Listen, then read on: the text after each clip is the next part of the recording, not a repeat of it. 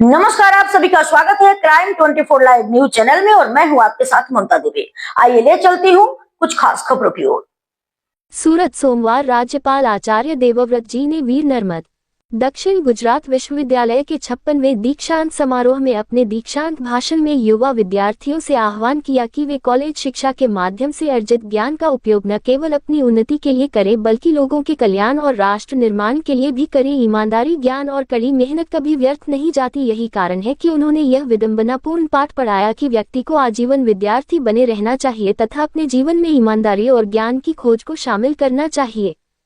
स्वास्थ्य एवं परिवार कल्याण तांत्रिक उच्च शिक्षा मंत्री ऋषिकेश भाई पटेल और शिक्षा राज्य मंत्री प्रफुल्ल भाई पंशेरिया की विशेष उपस्थिति में विश्वविद्यालय के कन्वेंशन हॉल में आयोजित समारोह में राज्यपाल और गणमान्यों द्वारा 12 विषयों के 79 पाठ्यक्रमों के 10,415 युवा विद्यार्थियों को पदक और उपाधियां प्रदान की गई। इसके अलावा 44 PhD और 1 MPhil डिग्री प्रदान की गई। समारोह का मुख्य आकर्षण ये था कि सूरत के सूर्यपुर संस्कृत पाठशाला के 11 ऋषियों ने शंखनाद किया तथा 10 पृथ्वी देवताओं ने वैदिक मंत्रोच्चार, शंखनाद और तैत्तिरीय उपनिषद के श्लोकों का पाठ किया, जिससे भारतीय संस्कृति की प्राचीन गुरुकुल परंपरा पर प्रकाश डाला गया। इस अवसर पर राज्यपाल आचार्य देवव्रत जी ने कहा कि भारत की प्राचीन गुरुकुल परंपरा में भी ऋषि मुनि अपने शिष्यों को शिक्षा दीक्षा प्रदान करते थे और अंत में उपदेश देते थे कि सत्यम वद धर्मचर स्वाध्यायान्मा प्रमद, अर्थात सत्य बोलो, धर्म का आचरण करो और अध्ययन में आलस्य न करो। उन्होंने स्नातक विद्यार्थियों से कहा कि वे स्व अध्ययन और ज्ञान अर्जन में कभी आलस्य न करें।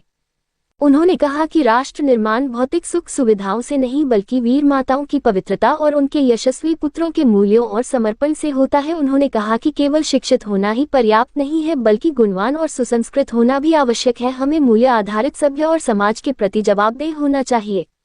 राष्ट्र निर्माण के लिए सभ्य बनना समय की मांग है। राज्यपाल ने कहा कि हमें सामूहिक प्रयास करने चाहिए ताकि हमारी उपलब्धियां और सफलताएं सभी के कल्याण के लिए उपयोगी हों। उन्होंने कहा कि हमें अपने हृदय में माता ही ईश्वर है, पिता ही ईश्वर है, गुरु ही ईश्वर है और अतिथि ही ईश्वर है के सांस्कृतिक मूल्यों को स्थापित करना चाहिए।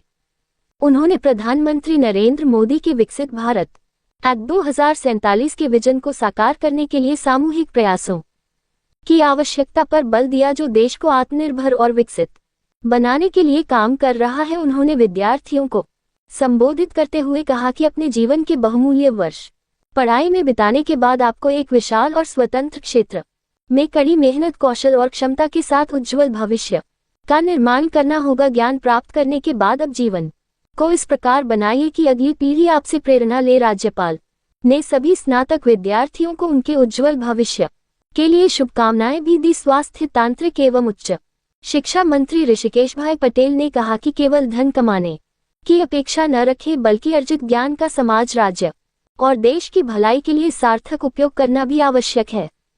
युवा देश की प्रगति की दिशा निर्धारित करें क्योंकि देश की प्रगति और समृद्धि की बागडोर युवाओं के हाथ में है। मंत्री ने पूरे विश्वविद्यालय प्रशासन को बधाई देते हुए कहा कि नर्मद विश्वविद्यालय आर्य संस्कृति और भारतीयता के मूल्यों को पुनर्स्थापित करने का काम कर रहा है और आधुनिक तकनीक के युग में विकास के रास्ते भी खुल गए हैं, लेकिन साथ ही तकनीक के दुष्प्रभाव भी व्यापक हो गए हैं। उस समय युवाओं को प्रौद्योगिकी का बुद्धिमानी से उपयोग करना चाहिए, जमीन से जुड़े रहना चाहिए तथा अपने प्राचीन मूल्यों को त्यागे बिना उज्ज्वल भविष्य के निर्माण के लिए उपलब्ध अवसरों का उपयोग करना चाहिए।